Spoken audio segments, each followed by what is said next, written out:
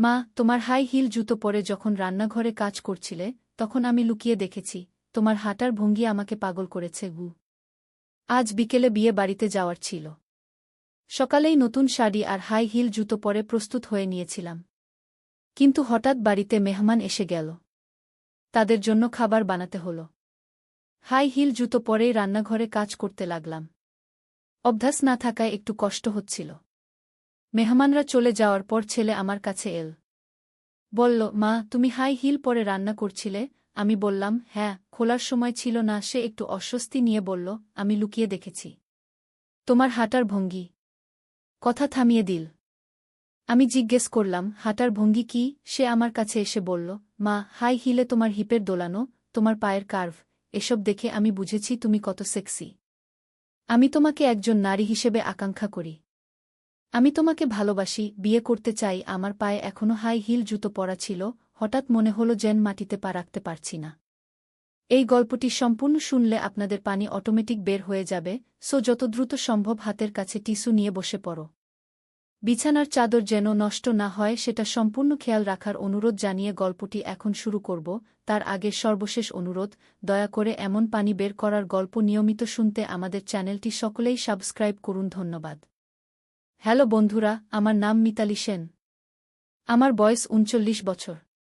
আমার স্বামীর নাম সুদীপ্ত সেন, বয়স ৪২ বছর। আমাদের ২ সন্তান, রাহুল আর পূর্ণিমা। রাহুল ১৮ বছর বয়সী, কলেজে পড়ে।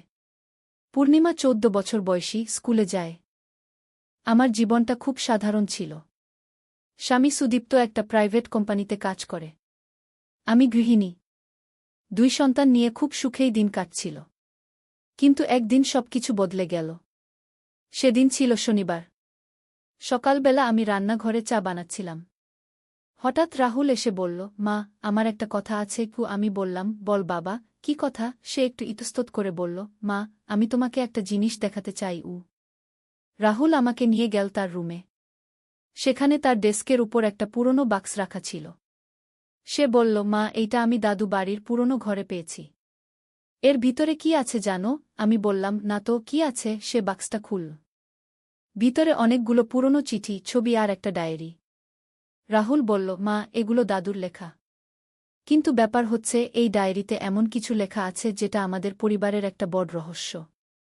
আমি যখন এগুলো পড়েছি তখন খুব অবাক হয়েছি। আমি কৌতূহলী হয়ে বললাম, কি লেখা আছে? রাহুল ডায়েরিটা খুলে একটা পাতা দেখাল। সেখানে লেখা ছিল, আমাদের বাড়ির নিচে একটা গুপ্ত ঘর আছে। সেই ঘরে আছে আমাদের পূর্বপুরুষদের লুকানো সম্পদ। কিন্তু সেই ঘরে যাওয়ার পথটা খুবই বিপজ্জনক। আমার মাথা ঘুরে গেল। এমন কথা তো কোনোদিন শুনিনি। রাহুল বলল, মা, আমি আরও পড়েছি। দাদু লিখেছেন যে সেই গুপ্ত ঘরের দরজা খোলার জন্য একটা বিশেষ চাবি লাগে। সেই চাবিটা আছে আমাদের বাড়ির কোথাও। আমি বললাম, রাহুল, এসব তো রূপকথার গল্পের মতো শোনাচ্ছে। সত্যি হবে নাকি? রাহুল বলল, মা, আমি নিশ্চিত। দাদু খুব বিশ্বস্ত মানুষ ছিলেন। উনি মিথ্যে লিখবেন কেন? সেদিন সারাদিন আমার মন অস্থির ছিল। রাতে স্বামী অফিস থেকে ফিরে এসে আমি তাকে সব বললাম। সুদীপ্ত প্রথমে বিশ্বাস করতে চাইল না। কিন্তু যখন আমি ডায়েরিটা দেখালাম তখন সেও অবাক হয়ে গেল। পরের দিন রবিবার। আমরা সবাই মিলে বাড়ির প্রতিটি কোণে খুঁজতে শুরু করলাম। পূর্ণিমা প্রথমে ব্যাপারটা বুঝতে পারছিল না। কিন্তু যখন আমরা তাকে বললাম যে আমরা একটা রহস্যের সমাধান করছি, তখন সেও উৎসাহিত হয়ে গেল। আমরা খুঁজতে খুঁজতে দুপুর হয়ে গেল।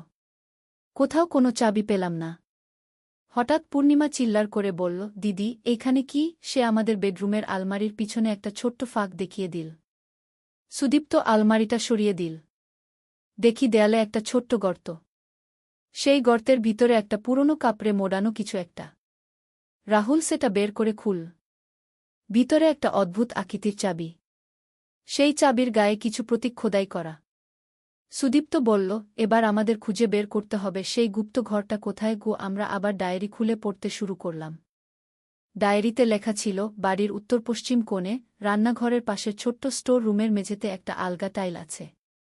সেই টাইল সরালে নিচে একটা সিডি পাওয়া যাবে। আমরা সবাই স্টোর রুমে গেলাম। সেখানে সত্যিই একটা টাইল একটু আলগা লাগছিল। সুদীপ্ত সেই টাইলটা উঠিয়ে দিল। নিচে একটা সংকীর্ণ সিডি। আমার হৃদয় জোরে জোরে স্পন্দিত হচ্ছিল। পূর্ণিমা ভয়ে আমার হাত ধরে রইল।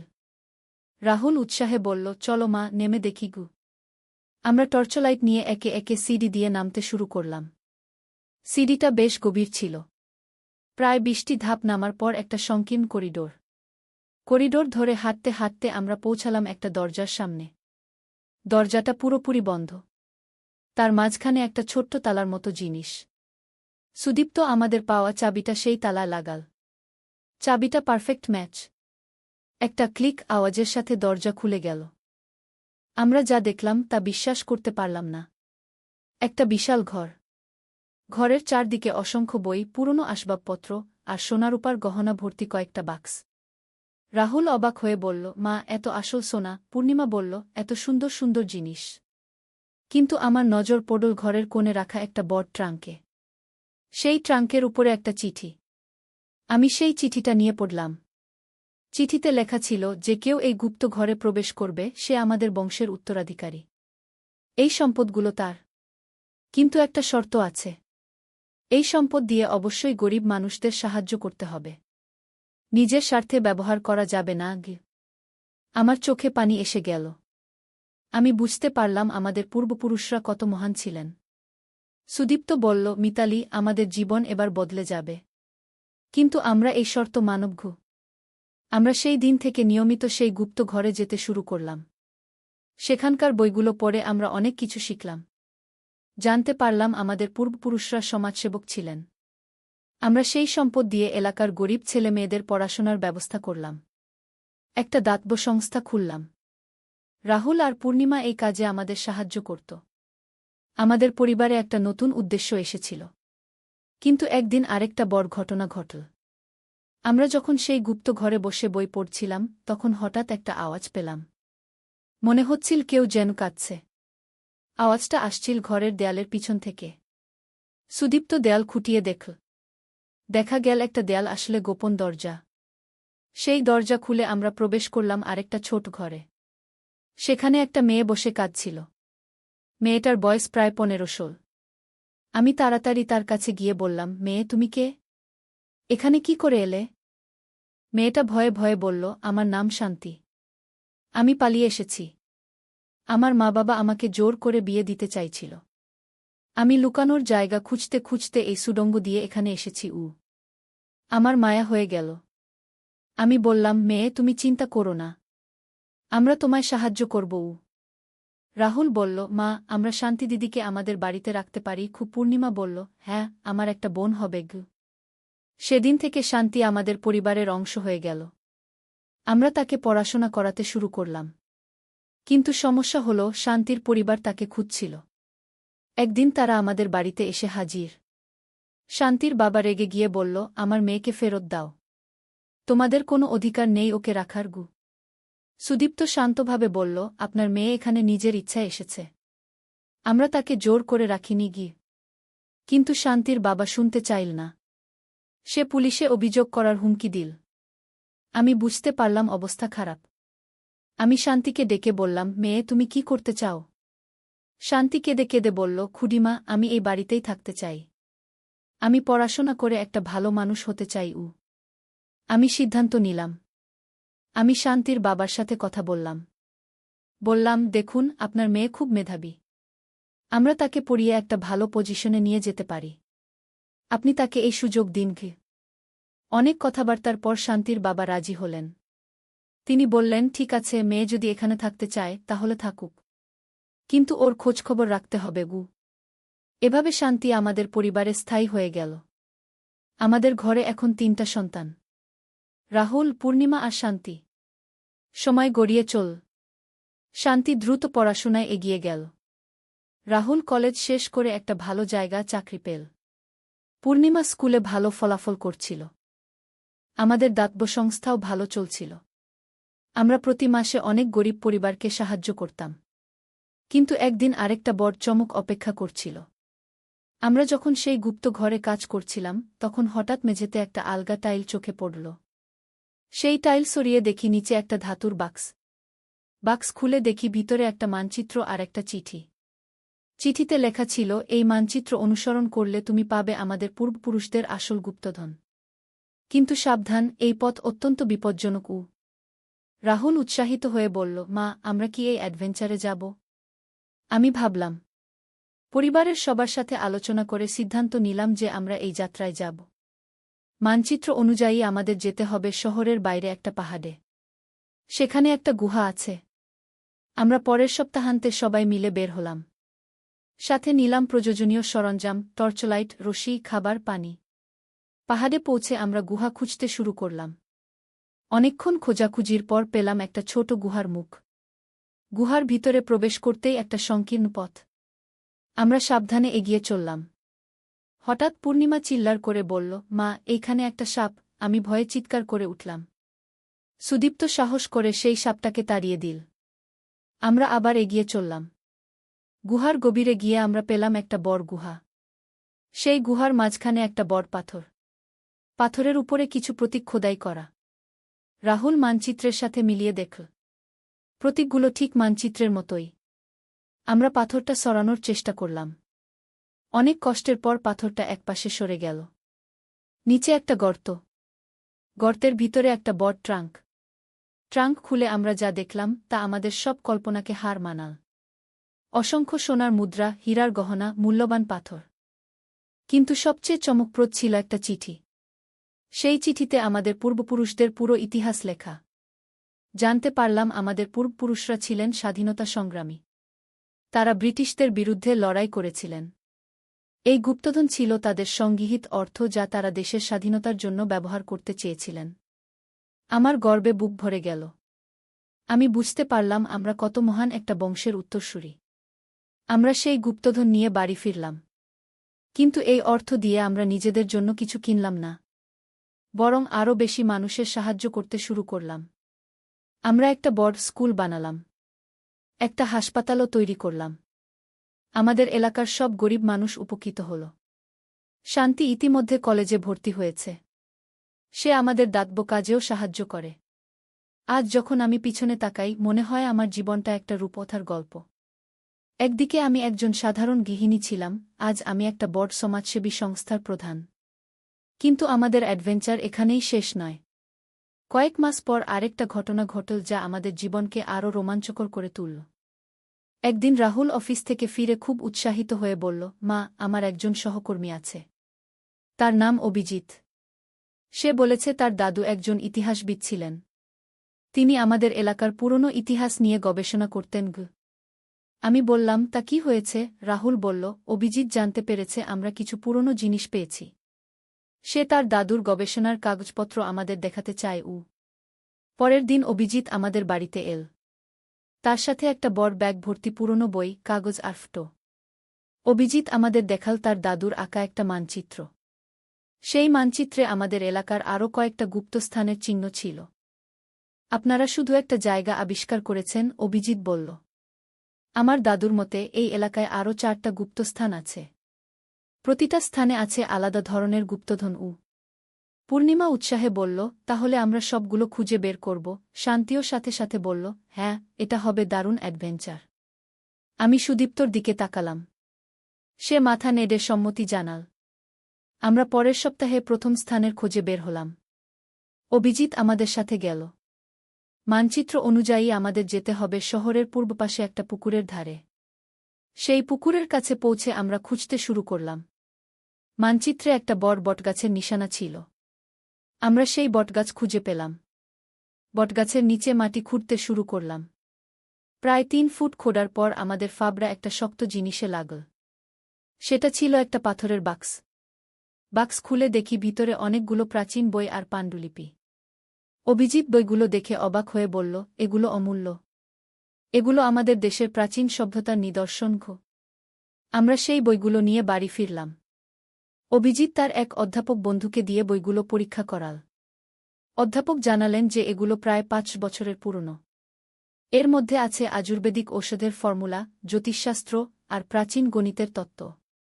আমরা সিদ্ধান্ত নিলাম এই বইগুলো জাদুঘরে দান করব যাতে সবাই এগুলোর উপকার পেতে পারে।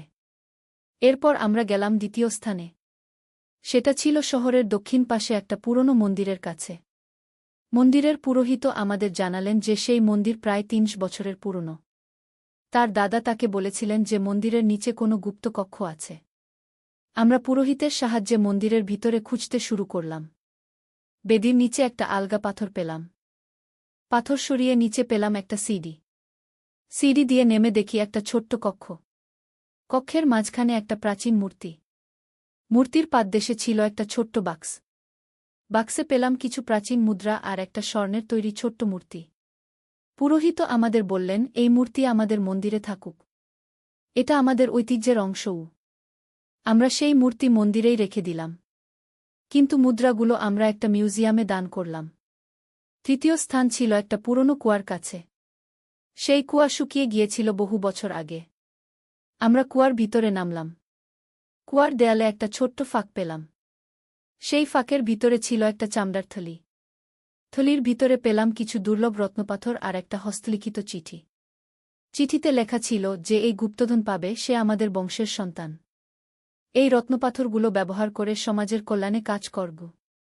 আমরা সেই রত্নপাথর বিক্রি করে তার টাকা দিয়ে আরও একটা স্কুল তৈরি করলাম। চতুর্থ আর শেষ স্থানটা ছিল সবচেয়ে রহস্যময়। মানচিত্র অনুযায়ী আমাদের যেতে হবে একটা জঙ্গলের মধ্যে।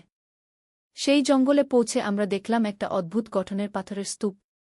পাথরগুলো এমনভাবে সাজানো যেন কোনো প্রাচীন স্থাপত্যের অংশ। অভিজিৎ তার দাদুর নোট দেখে বলল, এই পাথরের স্তূপের মধ্যেই লুকানো আছে সবচেয়ে বড় গুপ্তধন। আমরা পাথরগুলো সরাতে শুরু করলাম। অনেক কষ্টের পর একটা বড় গর্তের মুখ খুলে গেল। গর্তের ভিতরে নেমে দেখি একটা বিশাল প্রাকৃতিক গুহা। গুহার মাঝখানে একটা প্রাচীন সিংহাসন। সিংহাসনের নিচে পেলাম একটা বিশাল সোনার পাত্র। পাত্রের ভিতরে অসংখ্য হীরা, মুক্তা আর মূল্যবান পাথর। কিন্তু সবচেয়ে চমকপ্রদ ছিল সিংহাসনের উপর রাখা একটা স্বর্ণের ফলক। সেই ফলকে খোদাই করা ছিল আমাদের পূর্বপুরুষদের সম্পূর্ণ বংশতালিকা। জানতে পারলাম আমাদের পূর্বপুরুষরা শুধু স্বাধীনতা সংগ্রামীই ছিলেন না, তারা ছিলেন একটা রাজবংশের সদস্য। আমার মাথা ঘুরে গেল। আমি একজন সাধারণ গৃহিণী ভেবেছিলাম, অথচ আমি একটা রাজবংশের উত্তরসূরি। সুদীপ্ত আমার হাত ধরে বলল, মিতালি, এই তথ্য জানার পরেও আমাদের কর্তব্য পরিবর্তন হয়নি। আমরা আগের মতোই মানুষের সেবা করে যাব। আমি মাথা নেড়ে সম্মতি জানালাম। আমরা সেই সোনার পাত্র আর রত্নপাথরগুলো নিয়ে বাড়ি ফিরলাম। কিন্তু স্বর্ণের ফলকটা আমরা সেই গুহাতেই রেখে দিলাম। সেটা আমাদের পূর্বপুরুষদের স্মৃতি। এই শেষ গুপ্তধন দিয়ে আমরা একটা বিশ্ববিদ্যালয় স্থাপন করলাম। সেই বিশ্ববিদ্যালয়ে গরিব মেধাবী ছাত্রছাত্রীরা বিনামূল্যে পড়াশোনা করতে পারে। রাহুল এখন সেই বিশ্ববিদ্যালয়ের প্রশাসনিক কাজে সাহায্য করে। পূর্ণিমা আর শান্তি দুজনেই সেই বিশ্ববিদ্যালয়ে পড়াশোনা করছে। আজ যখন আমি আমাদের এই যাত্রার কথা ভাবি, মনে হয় স্বপ্ন দেখছি। একটা হাই হিল জুতো পরে রান্না করা থেকে শুরু করে একটা রাজবংশের ইতিহাস আবিষ্কার করা, এ যেন কোনো রূপকথার গল্প। কিন্তু এই গল্পের সবচেয়ে সুন্দর দিক হচ্ছে, আমরা শুধু গুপ্তধন পাইনি, আমরা পেয়েছি একটা উদ্দেশ্য। আমরা বুঝতে পেরেছি যে সম্পদের আসল মূল্য হচ্ছে তা দিয়ে অন্যদের সাহায্য করা। আমাদের পরিবারের সবাই এখন সমাজসেবায় নিয়োজিত। আমরা যে দাতব্য প্রতিষ্ঠানগুলো তৈরি করেছি সেগুলো এখন হাজার হাজার মানুষের কাজে আসছে। শান্তি এখন একটা মেধাবী তরুণী। সে আমাদের সাথে সমাজসেবার কাজে যোগ দিয়েছে। তার স্বপ্ন একদিন একটা বড় ডাক্তার হয়ে গরিব মানুষদের বিনামূল্যে চিকিৎসা দেওয়া। পূর্ণিমা চায় শিক্ষক হতে। সে বলে, মা, আমি চাই যে প্রতিটা গরিব বাচ্চা শিক্ষা পাক। রাহুল আমাদের সমস্ত প্রতিষ্ঠান পরিচালনায় দক্ষতার সাথে সাহায্য করছে। সে একটা দায়িত্বশীল তরুণ হয়ে উঠেছে। অভিজিৎ এখন আমাদের পরিবারের বন্ধু। সে নিয়মিত আমাদের সাথে দেখা করে। তার স্বপ্ন একদিন তার দাদুর মতো একজন ইতিহাসবিদ হওয়া। আমি আর সুদীপ্ত এখন শুধু স্বামী-স্ত্রী নই, আমরা একসাথে একটা বড় সামাজিক আন্দোলনের নেতা। আমাদের লক্ষ্য হচ্ছে আমাদের এলাকার প্রতিটা গরিব পরিবারকে স্বাবলম্বী করে তোলা। কখনো কখনো মনে হয়, এসব কি সত্যি? একটা সাধারণ দিন থেকে শুরু হয়ে আমাদের জীবন এত রূপান্তরিত হয়ে গেল। কিন্তু যখন আমি আমাদের স্কুলের বাচ্চাদের হাসি দেখি, আমাদের হাসপাতালে চিকিৎসা নিয়ে সুস্থ হওয়া মানুষদের আনন্দ দেখি, তখন বুঝি এই সবই সত্যি। আমাদের সেই গুপ্ত ঘরটা এখন আমাদের পারিবারিক মিউজিয়াম। আমরা সেখানে আমাদের পূর্বপুরুষদের সমস্ত স্মৃতি সংরক্ষণ করে রেখেছি। প্রতি সপ্তাহে একদিন আমরা সবাই মিলে সেখানে যাই এবং আমাদের ঐতিহ্য নিয়ে কথা বলি। আজ রাতে যখন আমি বিছানায় শুয়ে এইসব ভাবছি মনে হচ্ছে আমার জীবনটা একটা অসাধারণ অ্যাডভেঞ্চার নোভেল। রহস্য, রোমাঞ্চ, পারিবারিক বন্ধন, সমাজসেবা সব মিলিয়ে একটা পূর্ণ জীবন। আর সবচেয়ে বড় কথা, আমি আজ গর্বিত যে আমি একজন বাঙালি মা। আমার সন্তানরা আমাদের ঐতিহ্য ধরে রেখেছে এবং এগিয়ে নিয়ে যাচ্ছে। এই গল্প এখানেই শেষ নয়। এটা একটা নতুন শুরু। আমাদের পরবর্তী প্রজন্ম এই কাজ এগিয়ে নিয়ে যাবে। আর আমি নিশ্চিত তারা আরও অনেক রহস্য উন্মোচন করবে, আরও অনেক মানুষের কল্যাণ করবে। কারণ এটাই আমাদের বংশের ঐতিহ্য, মানুষের সেবা করা, সমাজের কল্যাণে কাজ করা। একদিন আলী সাহেব সোহেলের অফিসে এলেন। সোহেল তাকে দেখে অবাক হয়ে গেল। স্যার, আপনি এখানে? হ্যাঁ সোহেল, তোমার অফিস একবার দেখতে চাইলাম। খুব সুন্দর হয়েছে গু। আলী সাহেব পুরো অফিস ঘুরে দেখলেন, কর্মচারীদের সাথে কথা বললেন। তারপর সোহেলের রুমে এসে বসলেন। সোহেল, তুমি অনেক দূর এসেছ। মনে আছে 7 বছর আগে তুমি যখন আমার অফিসে প্রথম এসেছিলে চা বানানোর কাজ করতে? হ্যাঁ স্যার, সব মনে আছে ইউ। আমি গর্বিত যে আমি তোমাকে একটা সুযোগ দিয়েছিলাম, আর তুমি সেই সুযোগকে কাজে লাগিয়েছ। জানো সফলতার মূল সূত্র কি? কি স্যার? কঠোর পরিশ্রম, সততা আর হাল না ছাড়া। তোমার মধ্যে এই 3টা গুণই আছে গু। সোহেল চোখে জল নিয়ে বলল, আপনি না থাকলে আজ আমি এখানে পৌঁছাতে পারতাম না স্যার। না সোহেল, আমি শুধু একটা দরজা খুলে দিয়েছিলাম। ভেতরে ঢুকে পথ তৈরি করেছ তুমি নিজে গু। আলী সাহেব চলে যাওয়ার আগে বললেন, আমার একটা বড় প্রজেক্ট আছে। একটা 20 ফ্লোর বিজনেস টাওয়ার। আমি চাই তুমি এই প্রজেক্টে আমার সাথে পার্টনার হও। 50-50। রাজি? সোহেল অবাক হয়ে গেল। এত বড় প্রজেক্ট? স্যার, আমার কি যথেষ্ট সামর্থ্য আছে? আছে। আমি বিশ্বাস করি সোহেল রাজি হয়ে গেল। এটা তার জীবনের সবচেয়ে বড় প্রজেক্ট হবে। 50 অধ্যায়, বড় চ্যালেঞ্জ। 20 ফ্লোর বিজনেস টাওয়ারের কাজ শুরু হল। এটা সোহেলের জীবনের সবচেয়ে বড় চ্যালেঞ্জ। প্রজেক্টের বাজেট প্রায় 10 করোড় টাকা। সোহেলকে 5 করোড় টাকা ইনভেস্ট করতে হবে। সোহেল তার সব সঞ্চয়ে, ব্যাংক লোন আর কিছু ইনভেস্টর থেকে টাকা জোগাড় করল। এটা একটা বিশাল ঝুঁকি। যদি প্রজেক্ট ব্যর্থ হয়, সব শেষ। মিনা চিন্তিত ছিল। সোহেল, এত বড় ঝুঁকি নেওয়া ঠিক হবে? মিনা, জীবনে বড় কিছু করতে হলে ঝুঁকি নিতে হয়। আমি এই সুযোগ হাতছাড়া করতে চাই না গিয়ে। কিন্তু যদি কিছু ভুল হয়? ভুল হবে না। আমি আলী সাহেবের সাথে আছি। উনি আমাকে গাইড করবেন। প্রজেক্ট শুরু হল। প্রথম 6 মাস সব ভালোই চলছিল। কাজ সময়মতো হচ্ছে, বাজেট ঠিক আছে। কিন্তু 7 মাসের মাথায় একটা বড় সমস্যা দেখা দিল। একজন প্রধান ইনভেস্টর হঠাৎ তার টাকা ফেরত চাইলেন। তিনি অন্য একটা জরুরি কাজে টাকা লাগবে বলে জানালেন। 1 করোড় টাকা ফেরত দিতে হবে। সোহেল বিপদে পড়ে গেল। 1 করোড় টাকা এখন কোথায় পাবে? প্রজেক্টে সব টাকা ঢেলে দিয়েছে। সে আলী সাহেবের সাথে কথা বলল। আলী সাহেব বললেন, চিন্তা করো না, আমি ব্যবস্থা করছি। কিন্তু আলী সাহেবও বড় একটা প্রজেক্টে আটকে আছেন। তার হাতে লিকুইড ক্যাশ নেই। সোহেল অন্য ব্যাংক থেকে লোন নেওয়ার চেষ্টা করল। কিন্তু ব্যাংক বলল, ইতিমধ্যে তার অনেক লোন আছে, নতুন লোন দিতে পারবে না। সোহেল রাতে ঘুমাতে পারছিল না। খাওয়া দাওয়া বন্ধ করে দিয়েছিল। মিনা তাকে দেখে খুব চিন্তিত হয়ে গেল। সোহেল, প্লিজ নিজেকে এভাবে শেষ করে ফেলো না। কোনো একটা রাস্তা বের হবেই কি। কিন্তু সোহেল কোনো রাস্তা দেখতে পাচ্ছিল না। ইনভেস্টর 15 দিন সময় দিয়েছে। 15 দিনের মধ্যে টাকা ফেরত না দিলে তিনি আইনি ব্যবস্থা নেবেন। 10 দিন কেটে গেল। সোহেল কোনো সমাধান খুঁজে পেল না। সে প্রায় হাল ছেড়ে দিয়েছিল। 11 দিনের দিন একটা অপ্রত্যাশিত ঘটনা ঘটল। জাহিদ ভাই, সোহেলের পুরনো সহকর্মী, তার অফিসে এলেন। জাহিদ ভাই এখন একটা রিয়েল এস্টেট কোম্পানিতে সিনিয়র ম্যানেজার। সোহেল, আমি তোমার সমস্যার কথা শুনেছি গু। হ্যাঁ ভাই, আমি বিপদে পড়েছি। আমি তোমাকে সাহায্য করতে চাই। আমার কিছু সঞ্চয় আছে। 5 লাখ টাকা। তুমি নাও। সোহেল চোখে জল নিয়ে বলল, ভাই আমি কিছু বলার দরকার নেই। তুমি আমাকে অনেক কিছু শিখিয়েছ। তোমার কাছ থেকে পরিশ্রম আর সততা শিখেছি। এখন আমার পালা তোমাকে সাহায্য করার। জাহিদ ভাই চলে যাওয়ার পর আরও দুজন এলো। একজন সোহেলের পুরনো ক্লায়েন্ট, আরেকজন তার কর্মচারী। দুজন মিলে আরও ৮ লাখ টাকা দিল। করিম মামা ২০ লাখ টাকা ব্যবস্থা করলেন। তার কিছু বন্ধুদের কাছ থেকে ধার করে। মিনা তার সব গয়না বিক্রি করে ১০ লাখ টাকা দিল। সবাই মিলে প্রায় ৪৫ লাখ টাকা জোগাড় হল। বাকি ৬৫ লাখ টাকা সোহেল তার অফিসের সব অ্যাসেট বিক্রি করে আর একটা প্রাইভেট ফিন্যান্স কোম্পানি থেকে উচ্চ সুদে লোন নিয়ে ব্যবস্থা করল। ঠিক ১৪ দিনের দিন সোহেল ইনভেস্টরকে ১ করোড় টাকা ফেরত দিল। ইনভেস্টর টাকা নিয়ে চলে গেলেন। সোহেল তার অফিসে ফিরে এসে চেয়ারে বসে কাঁদল। এত চাপ, এত টেনশন, সব যেন একসাথে বের হয়ে এল। মিনা এসে তাকে জড়িয়ে ধরল।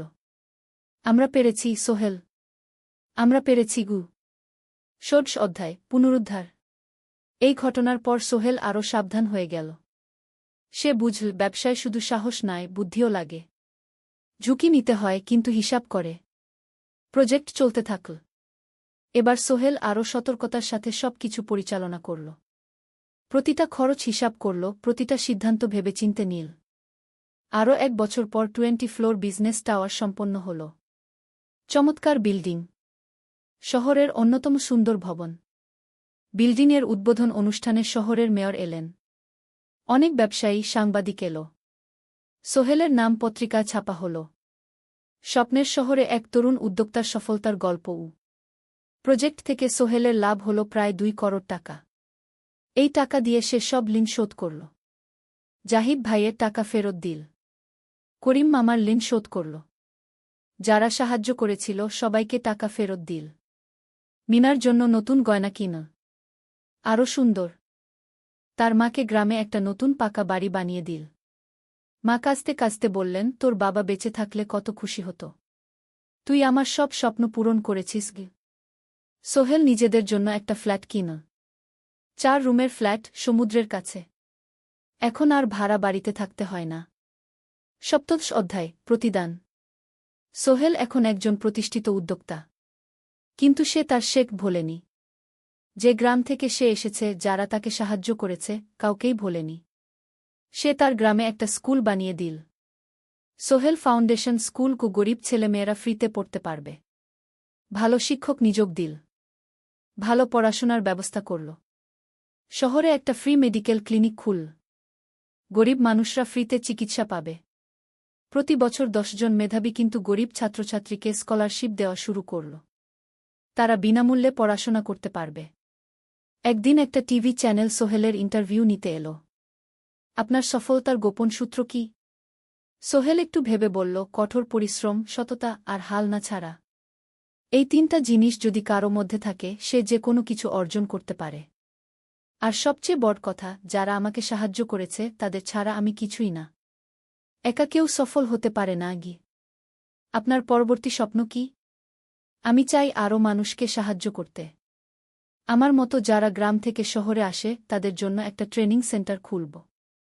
তারা সেখানে বিভিন্ন স্কিল শিখতে পারবে, চাকরি পাবে, নিজের পায়ে দাঁড়াতে পারবে। অষ্টাদশ অধ্যায়, নতুন প্রজন্ম। আরও ৫ বছর কেটে গেল। সোহেল এখন ৪৫ বছরের। তার মেয়ে সারা এখন ৯ বছরের। স্কুলে ক্লাস 4-এ পড়ে। খুব মেধাবী মেয়ে। একদিন সারা বাবাকে জিজ্ঞেস করল, বাবা, তুমি কিভাবে এত বড় হলে? আমার বন্ধুরা বলে তুমি একজন সফল মানুষ গো। সোহেল তাকে কোলে নিয়ে বসল। বাবা, তুমি জানো, তোমার দাদু ছিলেন একজন স্কুল শিক্ষক। খুব সৎ মানুষ। কিন্তু আমরা গরিব ছিলাম। আমি রিকশা চালাতাম গো। রিকশা? সত্যি? হ্যাঁ। তারপর আমি এই শহরে এলাম। অনেক কষ্ট করেছি। কিন্তু হাল ছাড়িনি। মানুষ আমাকে সাহায্য করেছে। আর আমি কঠোর পরিশ্রম করেছি। বাবা, আমিও কি তোমার মতো হতে পারব? অবশ্যই পারবে বাবা। তবে মনে রেখো, সফলতা মানে শুধু টাকা পয়সা না। সফলতা মানে ভালো মানুষ হওয়া, অন্যদের সাহায্য করা, সৎ থাকা। সারা মাথা নাডল। আমি ভালো মানুষ হব বাবাগু। সোহেল তার মেয়েকে জড়িয়ে ধরল। মনে মনে ভাবল তার জীবনের সব কষ্ট সার্থক হয়েছে। মিনা রান্নাঘর থেকে ডাকল, খাবার তৈরি। এসো। সোহেল সারাকে নিয়ে ডাইনিং টেবিলে গেল। ঋতু এসেছে। সে এখন বিয়ে করেছে, তার একটা ছেলে হয়েছে। সোহেলের মা মাঝে মাঝে চট্টগ্রামে বেড়াতে আসেন। আজও এসেছেন। সবাই মিলে খেতে বসল। হাসিগল্পে ভরা পরিবার। সোহেল তাকাল তার মায়ের দিকে, মিনার দিকে, সারার দিকে, ঋতুর দিকে। মনে হল জীবনে আর কি চাই। খাওয়া শেষে সবাই বসে রইল। গল্প করছিল। হঠাৎ সোহেলের ফোন বাজল। অফিস থেকে। একটা জরুরি বিষয়। সোহেল ফোন রেখে দিয়ে মিনাকে বলল, একটা নতুন প্রজেক্টের প্রস্তাব এসেছে। একটা এতিমখানা বানানোর কাজ। সরকারি প্রজেক্ট। তুমি নেবে? অবশ্যই। এটা আমার স্বপ্নের প্রজেক্ট। যেসব বাচ্চাদের বাবা মা নেই তাদের জন্য একটা সুন্দর জায়গা। মিনা হাসল। তুমি কখনো বদলাও না। এখনো অন্যদের কথা ভাবো। এটাই তো জীবন মিনা। শুধু নিজের জন্য বাঁচলে কি হবে? 49 অধ্যায়, উত্তরাধিকার। 10 বছর আরও কেটে গেল। সোহেল এখন 55 বছরের। তার চুলে পাক ধরেছে। কিন্তু শক্তি এখনও আগের মতোই। সারা এখন 19 বছরের। সে বিশ্ববিদ্যালয়ে ইঞ্জিনিয়ারিং পড়ছে। সে চায় বাবার মতো কনস্ট্রাকশন ইন্ডাস্ট্রিতে কাজ করতে। একদিন সারা বাবাকে বলল, বাবা, আমি তোমার কোম্পানিতে কাজ করতে চাই। এখনও তো তোর পড়াশোনা বাকি। জানি। কিন্তু আমি এখন থেকেই শিখতে চাই। ছুটির দিনে তোমার সাথে সাইটে যেতে চাই। দেখতে চাই কিভাবে কাজ হয়। সোহেল খুশি হয়ে গেল। তার মেয়ে তার পথ অনুসরণ করতে চায়। ঠিক আছে। কিন্তু শর্ত হল, তোকে সবকিছু নিজ থেকে শিখতে হবে। কোনো স্পেশাল ট্রিটমেন্ট পাবি না। আমি তো তাই চাই, বাবাগু। সারা তার বাবার সাথে কাজ শিখতে শুরু করল। সে দেখল কিভাবে শ্রমিকরা কাজ করে, কিভাবে ম্যাটেরিয়াল বাছাই করতে হয়, কিভাবে একটা প্রজেক্ট ম্যানেজ করতে হয়। সোহেল তাকে কোনো সহজ পথ দিল না। সারাকেও সবার মতো কষ্ট করতে হল। সাইটে রোদে দাঁড়িয়ে থাকতে হল। শ্রমিকদের সাথে কথা বলতে হল। কিন্তু সারা হাল ছাড়ল না। সে তার বাবার মেয়ে। পরিশ্রম করতে জানে। 3 বছর পর সারা গ্রাজুয়েট হল। সে সোহেলের কোম্পানিতে জুনিয়র প্রজেক্ট ম্যানেজার হিসেবে যোগ দিল। সোহেল ধীরে ধীরে সারাকে বড় দায়িত্ব দিতে শুরু করল। সারা তার বাবার মতোই সৎ, পরিশ্রমী। 20 অধ্যায়, সমাপ্তি নয়, নতুন শুরু।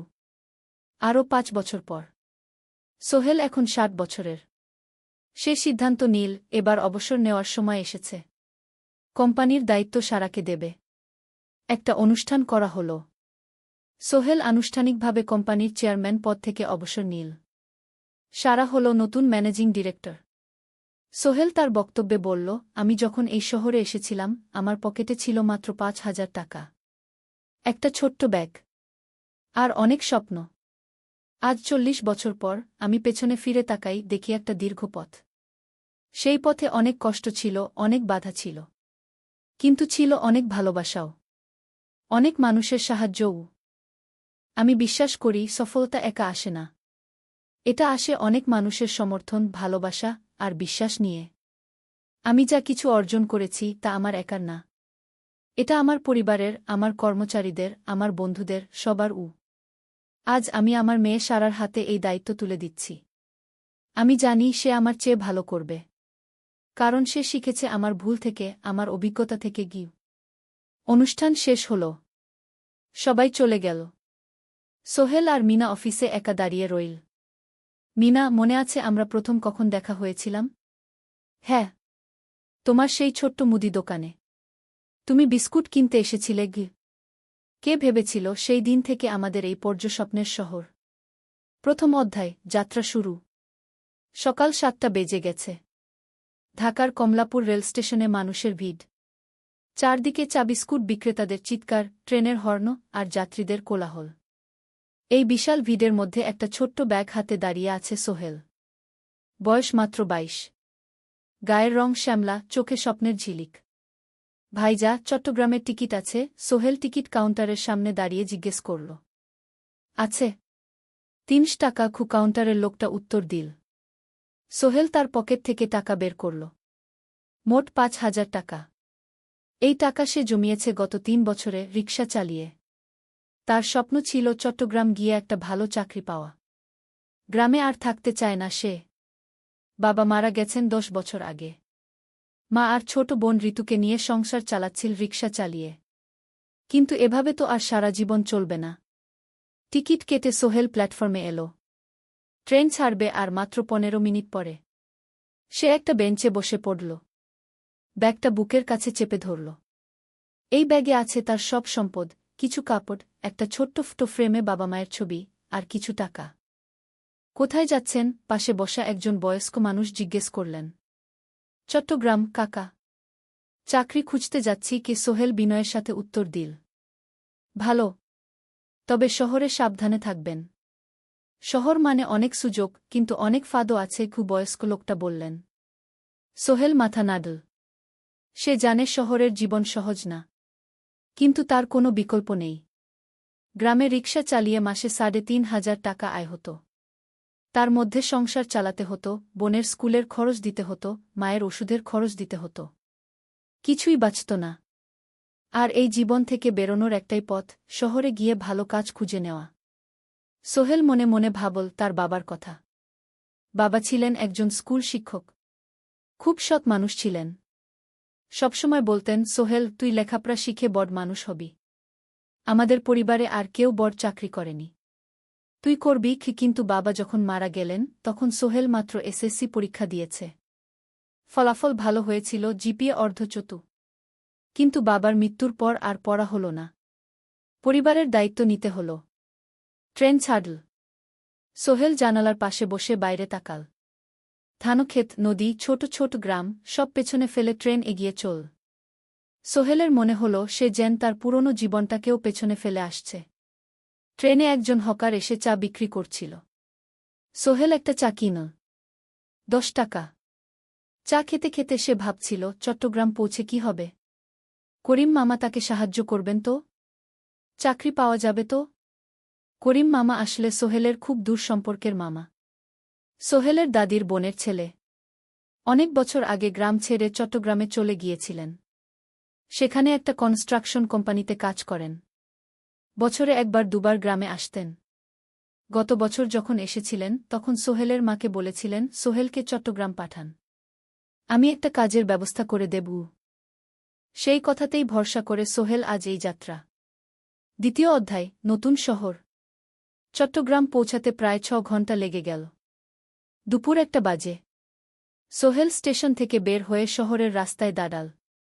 কি বিশাল শহর! এত গাড়ি, এত মানুষ। চারদিকে উঁচু উঁচু বিল্ডিং, দোকানপাট, মানুষের ভিড়। সোহেল কিছুক্ষণ দাঁড়িয়ে থাকল সব কিছু দেখতে দেখতে। তার মনে হচ্ছিল সে যেন অন্য কোনো পৃথিবীতে এসে পড়েছে। তার পকেটে একটা ছোট্ট কাগজ আছে।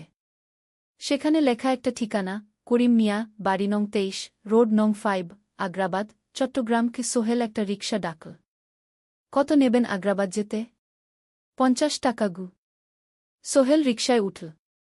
রাস্তার দুধারে দোকান, মার্কেট, অফিস, সব কিছু দেখতে দেখতে সে অবাক হয়ে গেল। এত বড় শহর! এত কিছু! গ্রামের সেই ছোট্ট বাজারের সাথে কোনো তুলনাই হয় না। প্রায় আধা ঘণ্টা পর রিকশা একটা পুরনো বাড়ির সামনে থামল। ৩ তলা বাড়ি, কিন্তু রং উঠে গেছে। সিঁড়ি দিয়ে উঠে ৩য় তলায় করিম মামার ফ্ল্যাটে নক করল। দরজা খুলল এক মধ্যবয়সী মহিলা। কে? আসসালামু আলাইকুম আপা। আমি সোহেল। নোয়াখালীর গ্রাম থেকে এসেছি। করিম মামা বাড়িতে আছেন? মহিলা তাকে মাথা থেকে পা পর্যন্ত দেখল। করিম তো অফিসে গেছে। তুমি কে? কোথা থেকে এসেছ? সোহেল সব খুলে বলল। মহিলা তাকে ভেতরে ঢুকতে দিল। বসো। করিম সন্ধ্যায় ফিরবে গু। ফ্ল্যাটটা ছোট। ২টো রুম, একটা ছোট্ট রান্নাঘর, আর একটা বাথরুম। কিন্তু সোহেলের কাছে খুব সুন্দর লাগল। গ্রামের সেই টিনের ঘরের চেয়ে তো অনেক ভালো। মহিলা তার নাম জানাল, সালমা। করিম মামার স্ত্রী। তাদের ২টো ছেলে, একজন ক্লাস 8-এ পড়ে, আরেকজন ক্লাস 5-এ। খেয়েছ? সালমা আপা জিজ্ঞেস করল। না আপা গু। অপেক্ষা করো। ভাত আছে, মাছ আছে। খাও। সোহেল প্রথমে রাজি হতে চাইল না। কিন্তু খুব খিদে পেয়েছিল। সকাল থেকে শুধু একটা চা আর বিস্কুট খেয়েছে। খাওয়া দাওয়ার পর সোহেল বসে রইল। সালমা আপা তাকে গল্প করতে লাগল। তোমার মা কেমন আছেন? তোমার বোন? ভালো আছে আপা। মার একটু গেটে বাত আছে। ওষুধ খাচ্ছেন। বোন স্কুলে পড়ে। তুমি কি করতে চাও এখানে? চাকরি খুঁজছি আপা। যে কোনো কাজ করব। বাসায় মা আর বোনকে টাকা পাঠাতে হবে। সালমা আপা মাথা নাড়ল। করিম তোমার জন্য কিছু একটা করবে। সে ভালো মানুষ গ। সারাদিন অপেক্ষা করল সোহেল। সন্ধ্যা 6টায় করিম মামা ফিরলেন। 50-এর কাছাকাছি বয়স, কালো রঙের প্যান্ট শার্ট পরা, হাতে একটা ব্যাগ। আরে সোহেল, কবে এলি? করিম মামা খুশি হয়ে বললেন। আজ সকালে মামা গু। করিম মামা তাকে জড়িয়ে ধরলেন। অনেকদিন পর দেখলাম। কেমন আছিস? ভালো আছি মামা গি। ভালো করেছিস এসে। এখানে অনেক সুযোগ আছে। তোর জন্য একটা কাজের ব্যবস্থা করে দেব। তবে প্রথমে কয়েকদিন এখানে থাক। শহরটা একটু চিনে নে। তারপর কাজে যোগ দিবি। সোহেলের মনে আসার আলো জ্বল। সে ভাবল হয়তো তার ভাগ্য এবার পাল্টাবে। 3য় অধ্যায়, প্রথম চাকরি। 1 সপ্তাহ পরে করিম মামা সোহেলকে তার কোম্পানিতে নিয়ে গেলেন। কোম্পানির নাম আলামিন কনস্ট্রাকশন। অফিসটা শহরের কেন্দ্রে 5 তলা একটা বিল্ডিংয়ের দোতলায়। মালিক আলী সাহেব। 50-এর কাছাকাছি বয়স, মোটা চেহারা, চোখে সোনার ফ্রেমের চশমা। বড়লোক মানুষ, কিন্তু খুব কড়া। এই ছেলেটাকে কি কাজে লাগাবেন? আলী সাহেব করিম মামাকে জিজ্ঞেস করলেন। স্যার, ও আমার আত্মীয়। গ্রাম থেকে এসেছে। খুব পরিশ্রমী। যে কোনো কাজে লাগাতে পারেন। আলী সাহেব সোহেলের দিকে তাকালেন। তুমি কি পড়েছ? Sir, SSC pass. জিপিএ অর্ধচতু। হুম। ভালো। কম্পিউটার চালাতে পারো? না স্যার, পারি না। কিন্তু শিখতে চাই। আলী সাহেব একটু ভাবলেন। ঠিক আছে। তোমাকে অফিসের কাজে রাখব। ফাইল গুছানো, চা বানানো, কাগজপত্র নিয়ে যাওয়া, না এসব। মাসে 5,000 টাকা। রাজি আছো? জি স্যার। সোহেল খুশি হয়ে গেল। 5,000 টাকা। রিকশা চালিয়ে 3,500 পেত। এখানে 5,000। কাজ শুরু হলো পরদিন থেকে। সকাল 8টায় অফিসে যেতে হয়, ফিরতে হয় সন্ধ্যা 7টায়। প্রথম দিন সোহেল ঘুম থেকে উঠল ভোর 5টায়। তৈরি হয়ে 7:30টায় অফিসের উদ্দেশ্যে বের হল। করিম মামার বাড়ি থেকে অফিস প্রায় 5 কিলোমিটার। বাসে যেতে হয়। অফিসে পৌঁছে সোহেল দেখল সেই প্রথম আলী সাহেব এখনো আসেননি। অফিস খোলা ছিল না। 8-10 মিনিট পর একজন লোক এসে অফিস খুল। তুমি নতুন? জি। আমি সোহেল। আমি জাহিদ, অ্যাসিস্ট্যান্ট ম্যানেজার। এসো। জাহিদ ভাই সোহেলকে সব কিছু দেখাল। অফিসে মোট 6 জন কর্মচারী।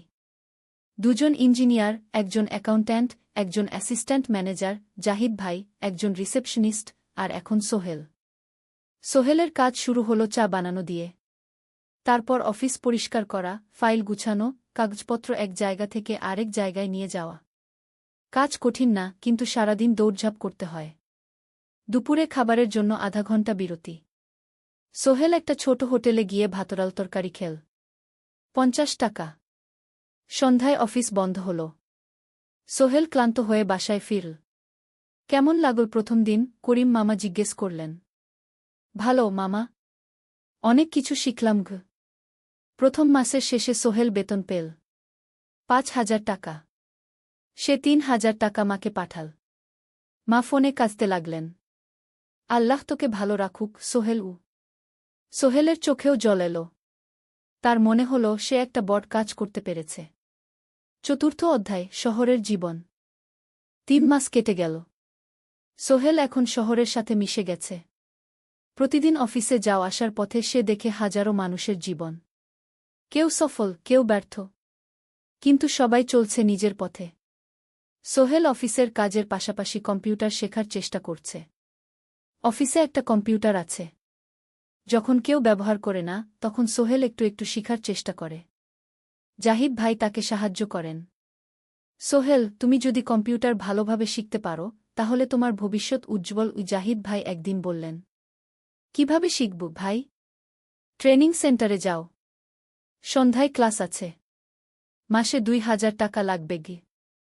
সোহেল ভাবল, ২,০০০ টাকা অনেক, কিন্তু এটা বিনিয়োগ, ভবিষ্যতের জন্য। সে একটা ট্রেনিং সেন্টারে ভর্তি হল। সপ্তাহে ৩ দিন, সন্ধ্যা ৭:৩০ থেকে রাত ৯টা পর্যন্ত ক্লাস। কম্পিউটারের basic, MS Word, Excel, PowerPoint, internet ব্যবহার। একদিন অফিস থেকে ফেরার সময় সোহেল একটা দোকানে চা খেতে গেল। দোকানের পাশেই একটা ছোট্ট মুদি দোকান। সেখানে একটা মেয়ে বসে আছে। বয়স হবে ২০-এর কাছাকাছি। সাদাসিধে চেহারা, সাদা শাড়ি পরা, কিন্তু চোখে এক ধরনের দৃঢ়তা। ভাইজা, এক প্যাকেট বিস্কুট দেন কি? সোহেল বলল। মেয়েটা বিস্কুট দিল। ২০ টাকা। সোহেল টাকা দিয়ে যাচ্ছিল, হঠাৎ মেয়েটা বলল, আপনি নতুন এসেছেন এই এলাকায়, তাই না? হ্যাঁ। ৩ মাস হল। কিভাবে বুঝলেন? আপনার চেহারা দেখেই বোঝা যায়। এখনও গ্রামের ছোঁয়া আছে। আর আপনি প্রতিদিন এই পথ দিয়ে যান। দেখেছি কি? মেয়েটা হাসল। সোহেলও হেসে ফেল। আপনি খুব পর্যবেক্ষক মনে হচ্ছে গি। জীবনে অনেক কিছু দেখেছি, তাই মানুষকে চিনতে শিখেছি গি। আপনার নাম? মিনা। এই দোকান আমার বাবার। উনি অসুস্থ, তাই আমি দেখছি গু। সেদিন থেকে সোহেল প্রায়ই সেই দোকানে যেতে শুরু করল। মিনার সাথে গল্প করত। ধীরে ধীরে তাদের মধ্যে একটা বন্ধুত্ব তৈরি হল। মিনাও তার জীবনের গল্প বলল। মিনার মা মারা গেছেন যখন সে মাত্র ৭ বছরের। বাবা আব্দুল হামিদ একা হাতে মিনাকে বড় করেছেন। মুদি দোকান দিয়ে সংসার চালান। মিনা কলেজে পড়ে, অনার্স সেকেন্ড ইয়ার। সকালে কলেজে যায়, দুপুরে ফিরে এসে দোকান সামলায়। বাবার হার্টের সমস্যা আছে, তাই ভারী কাজ করতে পারেন না। তোমার স্বপ্ন কি? একদিন সোহেল জিজ্ঞেস করল। গ্র্যাজুয়েশন শেষ করে একটা ভালো চাকরি করব। তারপর বাবাকে ভালো চিকিৎসা করাব। তুমি? আমিও চাকরি করে পরিবারকে ভালোভাবে দেখভাল করতে চাই। মা আর বোনকে নিয়ে শহরে আনব একদিন গু। দুজনেই নিজেদের স্বপ্নের কথা বলতে গিয়ে বুঝল তাদের স্বপ্ন অনেকটা একই রকম। ৫ম অধ্যায়, বিপদ। ৬ মাস কেটে গেল। সোহেল এখন আলী সাহেবের খুব প্রিয় কর্মচারী। সে শুধু চা বিস্কুট দেওয়ার কাজই করে না, এখন কম্পিউটারেও কিছু কাজ শিখেছে। ছোটখাটো টাইপিং, ডেটা এন্ট্রি এসব করতে পারে। আলী সাহেব খুশি হয়ে তার বেতন বাড়িয়ে ৮,০০০ টাকা করে দিয়েছেন। একদিন রাতে সোহেল অফিস থেকে ফিরছিল। সেদিন একটু দেরি হয়ে গেছে। রাত প্রায় ৯টা। সাধারণত সোহেল সন্ধ্যা ৭:৩০টায় ফিরে। কিন্তু সেদিন অফিসে একটা জরুরি কাজ ছিল। বাস থেকে নেমে সোহেল বাড়ির দিকে হাঁটছিল। হঠাৎ একটা অন্ধকার গলিতে ৩ জন লোক তাকে ঘিরে ধরল। তাদের চেহারা দেখেই বোঝা যাচ্ছিল ভালো উদ্দেশ্য নিয়ে আসেনি। টাকা দে তাড়াতাড়ি, একজন বলল। তার হাতে একটা ছুরি। সোহেল ভয় পেয়ে গেল। ভাই, আমার কাছে খুব কম টাকা আছে গি। যা আছে দে। তাড়াতাড়ি করো। সোহেল কাঁপতে কাঁপতে তার পকেট থেকে ৫ টাকা বের করে দিল। এই টাকা দিয়ে সে বাজার করবে ভেবেছিল। কিন্তু ছিনতাইকারীরা সন্তুষ্ট হল না। শুধু ৫ টাকা? তোর ব্যাগে কি আছে? তারা সোহেলের ব্যাগ কেড়ে নিল। ব্যাগে ছিল তার মোবাইল, কম্পিউটার ট্রেনিং সেন্টারের সার্টিফিকেট আর কিছু গুরুত্বপূর্ণ কাগজপত্র। না ভাই, ব্যাগটা ফেরত দেন। ওতে আমার জরুরি জিনিস আছে। মোবাইল নিয়ে নেন, কিন্তু ব্যাগটা দেন গু। কিন্তু ওরা শুনল না। একজন সোহেলকে জোরে ধাক্কা দিল। সোহেল পড়ে গেল। মাথা রাস্তার কংক্রিটে ধাক্কা লেগে গেল। রক্ত বের হল। ৩ জন দৌড়ে পালিয়ে গেল। কিছুক্ষণ সোহেল অজ্ঞান হয়ে পড়ে রইল। তারপর ধীরে ধীরে জ্ঞান ফিরল। মাথায় প্রচণ্ড ব্যথা। সে উঠে দাঁড়ানোর চেষ্টা করল, কিন্তু মাথা ঘুরছিল। কোনোমতে একটা দেয়াল ধরে দাঁড়াল। একজন পথচারী তাকে দেখে থামল। কি হয়েছে ভাই? ছিনতাই হয়েছে গি। এসো, আমি তোমাকে হাসপাতালে নিয়ে যাই। কিন্তু সোহেল রাজি হল না। না, ঠিক আছি, বাড়ি যেতে পারব। সে কোনোমতে করিম মামার বাড়িতে পৌঁছাল। দরজা খুলেই সালমা আপা চিৎকার করে উঠলেন। ও আল্লাহ! কি হয়েছে? করিম মামা দৌড়ে এলেন। সোহেলকে ভেতরে নিয়ে গেলেন। তার মাথায় জল ঢেলে রক্ত পরিষ্কার করলেন। ক্ষতটা বেশ গভীর। হাসপাতালে যেতে হবে কি করিম মামা বললেন। তারা একটা অটোরিকশা নিয়ে নিকটস্থ হাসপাতালে গেলেন। ডাক্তার সোহেলের মাথায় 3টা সেলাই দিলেন। বলল 1 সপ্তাহ বিশ্রাম নিতে হবে। কোনো ভারী কাজ করা যাবে না। হাসপাতাল থেকে ফিরে সোহেল শুয়ে রইল। তার মনে হচ্ছিল সবকিছু শেষ হয়ে গেছে। মোবাইল চলে গেছে, গুরুত্বপূর্ণ কাগজপত্র চলে গেছে। এখন 1 সপ্তাহ অফিস করতে পারবে না। পরদিন সকালে করিম মামা আলী সাহেবকে ফোন করে সব জানালেন। আলী সাহেব বললেন, ঠিক আছে, সোহেল ভালো হয়ে এলে আসবে, চিন্তার কিছু নেই গি। মিনা যখন এই খবর শুনল, সে সন্ধ্যায় সোহেলকে দেখতে এলো করিম মামার বাড়িতে। সাথে এনেছিল কিছু ফল। কি হয়েছিল? মিনা চিন্তিত গলায় জিজ্ঞেস করল। সোহেল সব বলল। মিনা রেগে গেল। এই শহরে এখন অনেক অপরাধ বেড়ে গেছে। পুলিশ কিছু করে না। তুমি পুলিশে রিপোর্ট করেছ? না। লাভ নেই। তবুও করা উচিত। তোমার মোবাইলটা হয়তো খুঁজে পাওয়া যাবে গি।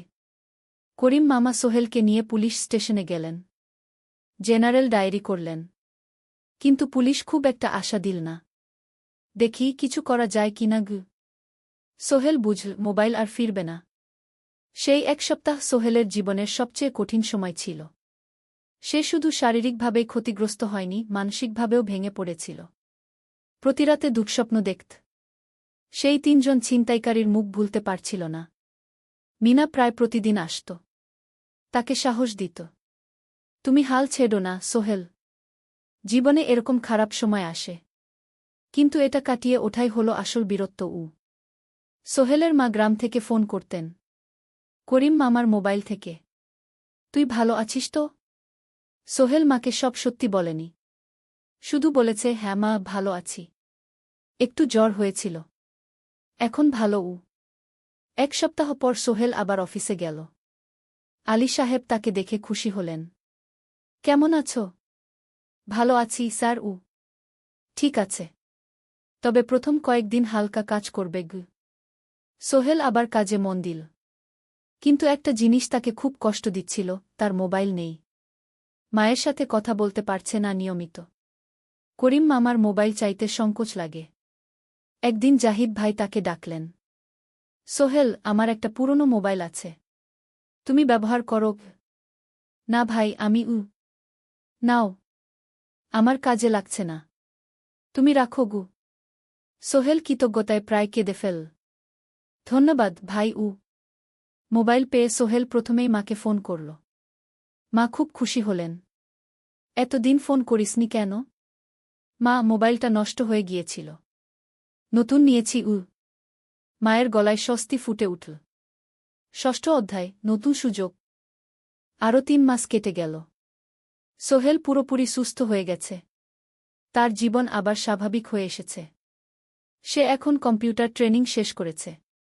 সার্টিফিকেট পেয়েছে। কিন্তু একটা ঘটনা তার জীবনে বড় পরিবর্তন নিয়ে এলো। একদিন সকালে আলী সাহেব তাকে ডাকলেন। সোহেল, বসো। সোহেল বসল।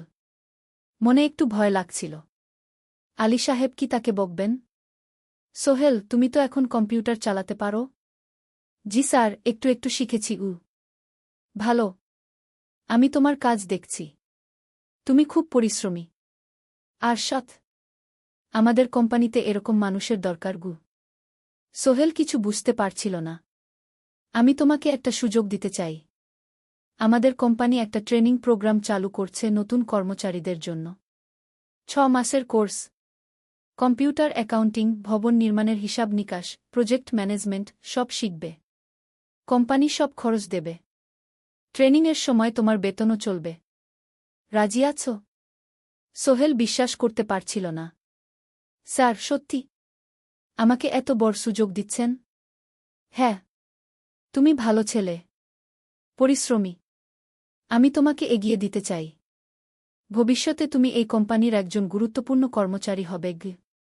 সোহেল কৃতজ্ঞতায় প্রায় কেঁদে ফেল। ধন্যবাদ স্যার। আমি কঠোর পরিশ্রম করব। আমি জানি। সেদিন সন্ধ্যায় সোহেল মিনার দোকানে গেল। মিনাকে খবরটা দিল। মিনা খুব খুশি হল। তার চোখে জল এসে গেল। তুমি পারবে সোহেল। আমি জানি গু। সোহেল তার মা আর বোনকেও ফোন করে খবরটা দিল। মা কাঁদতে লাগলেন। তোর বাবা বেঁচে থাকলে কত খুশি হতো। ট্রেনিং শুরু হলো পরের মাস থেকে। প্রতিদিন সকালে 3 ঘন্টা ক্লাস, তারপর বাকি সময় অফিসের কাজ। ক্লাসে 5 জন নতুন কর্মচারী। সবাই তরুণ, উৎসাহী। শিক্ষক ছিলেন একজন অভিজ্ঞ ইঞ্জিনিয়ার। নাম রহিম স্যার। তিনি খুব ভালোভাবে সব কিছু বুঝাতেন। কম্পিউটার অ্যাকাউন্টিং, এক্সেলে জটিল ক্যালকুলেশন, প্রজেক্টের বাজেট তৈরি, সময় ব্যবস্থাপনা, সব। সোহেল পুরো মনোযোগ দিয়ে শিখতে লাগল। সন্ধ্যায় বাড়ি ফিরে প্র্যাকটিস করত। করিম মামার ছেলের কাছ থেকে একটা ল্যাপটপ ধার নিত কখনো কখনো। 6 মাস পরে ট্রেনিং শেষ হল। সবাই সার্টিফিকেট পেল। আলী সাহেব একটা অনুষ্ঠান করলেন। সোহেল সেরা পারফর্মার হিসেবে একটা বিশেষ পুরস্কার পেল, 5,000 টাকা বোনাস। আলী সাহেব ঘোষণা করলেন, সোহেল, আজ থেকে তুমি আমাদের জুনিয়র অ্যাকাউন্ট অ্যাসিস্ট্যান্ট। তোমার বেতন 15,000 টাকা গু। সোহেল অবাক হয়ে গেল। 8,000 থেকে 15,000, প্রায় দ্বিগুণ। সেদিন রাতে সোহেল ঘুমাতেই পারল না। খুশিতে, উত্তেজনায় তার চোখে ঘুম নেই। সে ভাবল তার জীবন কিভাবে বদলে যাচ্ছে। 2 বছর আগে যে রিকশা চালাত, আজ সে একটা নামকরা কোম্পানির অ্যাকাউন্ট অ্যাসিস্ট্যান্ট। 7ম অধ্যায়, প্রেম ও প্রস্তাব। 1.5 বছর হয়ে গেল সোহেলের চট্টগ্রাম আসার। সে এখন একজন সফল যুবক। তার মা গ্রামে খুব খুশি। প্রতি মাসে সোহেল 10,000 টাকা পাঠায়। ছোট বোন ঋতু এখন কলেজে ভর্তি হয়েছে সোহেলের পাঠানো টাকায়। মায়ের চিকিৎসাও ভালোভাবে হচ্ছে। মিনার সাথে সোহেলের সম্পর্ক এখন আর শুধু বন্ধুত্ব নয়। দুজন দুজনকে ভালোবাসে। কিন্তু কেউ কাউকে সরাসরি বলার সাহস পায়নি। প্রতিদিন দেখা হয়, গল্প হয়, কিন্তু সেই একটা কথা বলা হয়ে ওঠে না। একদিন শুক্রবার ছুটির দিন। সোহেল মিনাকে বলল, আজ কি একটু ঘুরতে যাবে? কোথায়? পতেঙ্গা বিচ। তুমি কি কখনো গেছ? না। কিন্তু আমার দোকান গু। শুক্রবার। তোমার বাবা সামলাবে গু। মিনা রাজি হয়ে গেল। দুপুরে দুজনে বাস নিয়ে পতেঙ্গা গেল। সমুদ্র দেখে মিনা অবাক হয়ে গেল। কি সুন্দর! দুজনে বালিতে বসল। ঢেউয়ের শব্দ শুনতে শুনতে গল্প করছিল। হঠাৎ সোহেল বলল, মিনা, তোমার সাথে কিছু বলার ছিল। বলো। সোহেল একটা লম্বা শ্বাস নিল। তুমি জানো, আমি তোমাকে ভালোবাসি। মিনা হাসল। তার চোখ ভিজে গেল। জানি। আমিও তোমাকে ভালোবাসি সোহেল গু। সোহেল অবাক হয়ে গেল। সত্যি? হ্যাঁ। অনেকদিন ধরেই জানি। তুমি আমার জীবনে এসে সব কিছু বদলে দিয়েছ। তোমার সাথে থাকলে আমার মনে হয় আমি যে কোনো কিছু করতে পারব গু। দুজনে কিছুক্ষণ চুপ করে বসে রইল। সমুদ্রের ঢেউ এসে পায়ে লাগছিল। সূর্য পশ্চিমে ঢলে পড়ছে।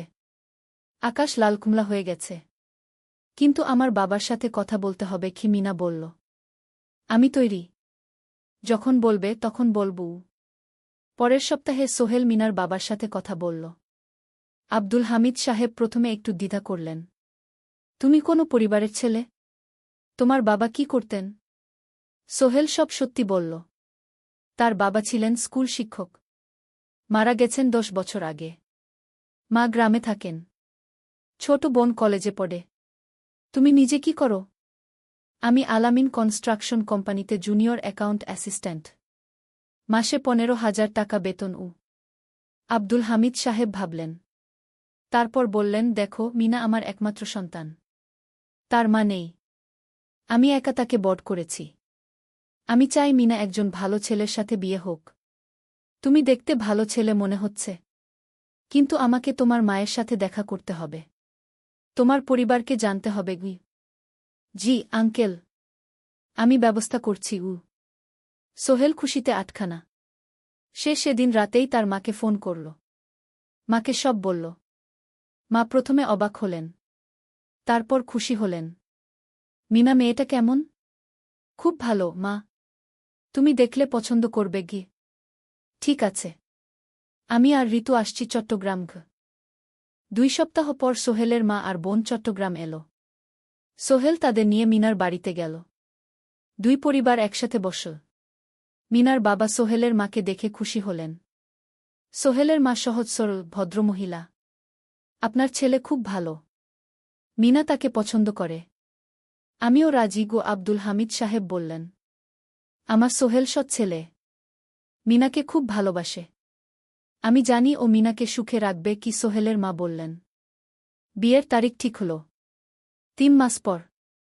এই 3 মাসে সোহেল যথেষ্ট টাকা জমাবে। বিয়ে হবে সাদামাটা কিন্তু সুন্দর। 8ম অধ্যায়, নতুন পথ। 3 মাস কেটে গেল দ্রুত। সোহেল প্রতিদিন কঠোর পরিশ্রম করছিল।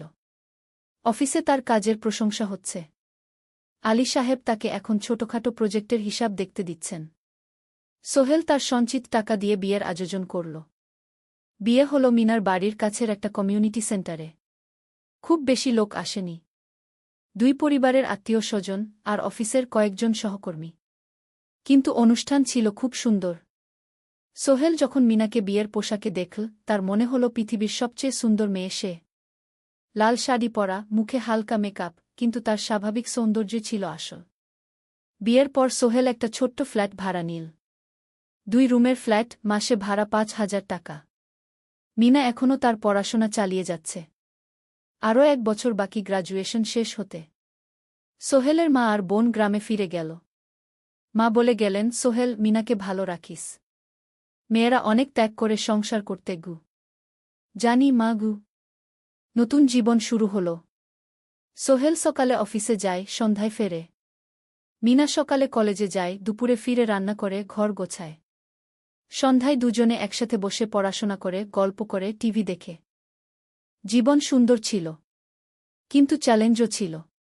মাসিক খরচ, ভাড়া 5,000, বাজার 3,000, বিদ্যুৎ গ্যাস 1,000, মায়ের জন্য 5,000, মিনার কলেজের খরচ 1,200। মোট প্রায় 14,000 টাকা। বাঁচত মাত্র 1,000 খানেক। কিন্তু সোহেল হাল ছাড়ল না। সে সন্ধ্যায় একটা কম্পিউটার ট্রেনিং সেন্টারে পার্ট টাইম পড়ানো শুরু করল। সপ্তাহে 3 দিন 2 ঘন্টা করে। এতে মাসে আরও 3,000 টাকা আসতে লাগল। মিনাও বসে থাকল না। সে বাড়িতে বসে কয়েকজন স্কুলের ছাত্রছাত্রীকে টিউশন পড়াতে শুরু করল। মাসে 2,000 টাকা আয়। এভাবে কেটে গেল 6 মাস। দুজন মিলে পরিবার চালাচ্ছে, স্বপ্ন দেখছে। একদিন সোহেল বলল, মিনা, আমি একটা নতুন স্বপ্ন দেখছি গু। কি? আমি নিজে একটা ছোট্ট কনস্ট্রাকশন কোম্পানি খুলতে চাই। ছোট ছোট প্রজেক্ট নেব। বাড়ি মেরামত, ছোট বিল্ডিং বানানো, এসব। তোমার কি যথেষ্ট অভিজ্ঞতা আছে? আছে। আমি 2 বছর ধরে এই কাজের সাথে জড়িত। অনেক কিছু শিখেছি। আর আলী সাহেবও আমাকে সাহায্য করবেন গু। কিন্তু টাকা কোথায়? কোম্পানি খুলতে তো অনেক টাকা লাগবে গি। আমি জমাচ্ছি। আরও 1 বছর কাজ করব। তারপর চেষ্টা করব। মিনা তাকে সমর্থন দিল। তুমি পারবে। তোমার মধ্যে সেই শক্তি আছে গি। 9ম অধ্যায়, চ্যালেঞ্জের সময়। কিন্তু ভাগ্য সবসময় অনুকূলে থাকে না। সোহেল যখন স্বপ্ন দেখছিল নিজের কোম্পানি খোলার, তখনই একটা বড় সমস্যা এলো। আলী সাহেবের কোম্পানি একটা বড় প্রজেক্ট পেয়েছিল। একটা 10তলা বিল্ডিং বানানোর কাজ। কিন্তু প্রজেক্টের প্রধান ইনভেস্টর হঠাৎ পালিয়ে গেল। তিনি কোম্পানির কাছ থেকে প্রায় 50 লাখ টাকা নিয়ে গেছেন, কিন্তু কাজ শেষ হয়নি। কোম্পানি বড় ক্ষতির মুখে পড়ল। আলী সাহেব অনেক কর্মচারীকে ছাঁটাই করতে বাধ্য হলেন। প্রায় 10 জনকে চাকরি থেকে বাদ দিলেন। বাকিদের বেতন কমাতে হল। সোহেলকে আলী সাহেব ডেকে বললেন, সোহেল, আমি তোমাকে রাখতে চাই। তুমি বিশ্বস্ত কর্মচারী।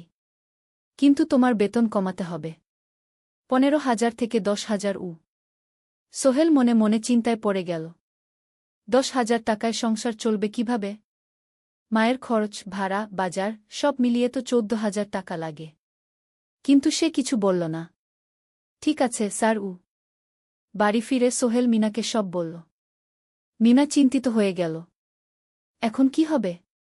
চিন্তা করো না। আমি পার্ট টাইম টিউশনির সময় বাড়াব। আর তুমিও বেশি করে টিউশন নাও। কিন্তু আমার তো পড়াশোনাও আছে গি। জানি। কিন্তু এখন এটাই করতে হবে গু। সোহেল সন্ধ্যায় আরও দুটো জায়গায় পার্ট টাইম কাজ খুঁজল। একটা দোকানের সন্ধ্যায় হিসাব দেখার কাজ পেল, মাসে ২,০০০ টাকা। আরেকটা জায়গায় সপ্তাহান্তে কম্পিউটার রিপেয়ারের কাজ পেল, মাসে ১,৫০০ টাকা। মিনাও ৩ জন নতুন স্টুডেন্ট নীল টিউশনে। তার আয় বাড়ল ২,০০০ থেকে ৩,৫০০-এ। কঠিন সময় ছিল। সোহেল সকাল ৮টায় অফিসে যেত, সন্ধ্যা ৬টায় ফিরত। তারপর একটু বিশ্রাম নিয়ে ৭:৩০টায় বের হতো পার্ট টাইম কাজে। রাত ১০টায় বাড়ি ফিরত। রবি-সোমবার কম্পিউটার রিপেয়ারের কাজ। মিনাও সকালে কলেজে যেত, দুপুরে ফিরে রান্না করত, তারপর বিকেলে টিউশন পড়াত। রাতে খাওয়া দাওয়ার পর পড়াশোনা করত। দুজনেরই শরীর খারাপ হতে শুরু করল। সোহেল একদিন অফিসে অজ্ঞান হয়ে পড়ে গেল। ডাক্তার দেখাতে নিয়ে গেল। ডাক্তার বলল, অতিরিক্ত পরিশ্রম, শরীরে পুষ্টির অভাব, ঠিকমতো খাচ্ছেন না মনে হচ্ছে ঘি। সত্যি কথা, খরচ বাঁচাতে সোহেল আর মিনা অনেক সময় কম খেত। মাংস মাছ কিনত সপ্তাহে একদিন, বাকি সময় শাকসবজি ডাল। মিনা সোহেলকে বলল, আর নয় সোহেল, তুমি এভাবে নিজেকে শেষ করে ফেলছ। আমার পড়াশোনা বন্ধ করে দিই, আমি ফুল টাইম চাকরি করি গি। না, সোহেল জোর দিয়ে বলল, তোমার পড়াশোনা বন্ধ হবে না, আরও মাত্র ৬ মাস বাকি, তুমি গ্রাজুয়েট হবেই গি। কিন্তু তুমি আমি ঠিক হয়ে যাব, চিন্তা করো না গে। কিন্তু পরিস্থিতি আরও খারাপ হলো যখন সোহেলের মায়ের অসুখ হল। হার্টের সমস্যা, হাসপাতালে ভর্তি করতে হল। খরচ ৫০,০০০ টাকা। সোহেলের হাতে এত টাকা কোথায়? সে করিম মামার কাছে ধার চাইল। করিম মামা ২০,০০০ টাকা দিলেন। বাকি ৩০,০০০ টাকা সোহেল একটা এনজিও থেকে ঋণ নিল। সুদের হার মাসে ২%। মায়ের চিকিৎসা হল, তিনি সুস্থ হয়ে গেলেন। কিন্তু সোহেল এখন ঋণের বোঝায় পড়ে গেল। প্রতি মাসে ৩,০০০ টাকা করে কিস্তি দিতে হবে। সেই রাতে সোহেল আর মিনা বিছানায় শুয়ে কথা বলছিল। সোহেল বলল, মিনা, আমি মনে হয় ভুল করেছি। শহরে এসে বিয়ে করে তোমাকে কষ্টে ফেলেছি গু। মিনা তার হাত ধরল। না সোহেল, তুমি ভুল করনি। জীবনে এরকম খারাপ সময় আসে, কিন্তু এটা কাটিয়ে ওঠাই হলো আসল শক্তি। আমরা একসাথে আছি, একসাথে থাকব, সব কিছু ঠিক হয়ে যাবে। মিনার কথায় সোহেল একটু সাহস পেল। হ্যাঁ, হাল ছাড়া যাবে না। ১০ম অধ্যায়, আলোর দিকে। ৩ মাস পরে পরিস্থিতি একটু ভালো হতে শুরু করল। আলী সাহেবের কোম্পানি একটা নতুন প্রজেক্ট পেল, একটা স্কুল বিল্ডিং বানানোর কাজ। কোম্পানি আবার স্থিতিশীল হতে শুরু করল। আলী সাহেব সোহেলকে ডেকে বললেন, সোহেল, আমি তোমার কঠোর পরিশ্রম দেখেছি। খারাপ সময়েও তুমি কোম্পানি ছেড়ে যাওনি। আমি কৃতজ্ঞ। আজ থেকে তোমার বেতন আবার ১৫,০০০ টাকা। সোহেল খুশি হয়ে গেল। ধন্যবাদ স্যার। মিনাও গ্রাজুয়েশন শেষ করল, ভালো ফলাফল করল। সে এখন চাকরি খুঁজছে। একদিন মিনা একটা প্রাইভেট স্কুলে শিক্ষিকার ইন্টারভিউ দিতে গেল। ইন্টারভিউ ভালো হল, তাকে নিযোগ দেওয়া হল। বেতন ১২,০০০ টাকা। সেদিন সন্ধ্যায় দুজনে মিলে একটা ছোট্ট পার্টি করল। একটা বিরিয়ানি কিনল, কোমল পানীয় কিনল। দুজনে মিলে খেল। আমরা পেরেছি সোহেল, মিনা বলল। হ্যাঁ, আমরা পেরেছি গু। এখন দুজনের মিলিয়ে আয় ২৭,০০০ টাকা। খরচ চালানোর পর প্রায় ১০,০০০ টাকা বাঁচে। সোহেল এই টাকা দিয়ে লোন শোধ করতে শুরু করল। পার্ট টাইম কাজগুলো ছেড়ে দিল। শরীরের যত্ন নেওয়া শুরু করল। আরও ৬ মাস পরে সোহেলের কাছে একটা বড় সুযোগ এল। আলী সাহেব একদিন তাকে ডাকলেন। সোহেল, তুমি কি নিজের ব্যবসা করতে চাও? স্যার, আমি তোমাকে একটা ছোট্ট প্রজেক্ট দিতে চাই। একটা ৩ তলা বিল্ডিংয়ের কনস্ট্রাকশন। তুমি ম্যানেজ করবে, আমি শুধু সুপারভাইজ করব। লাভের ৫০% তোমার গু।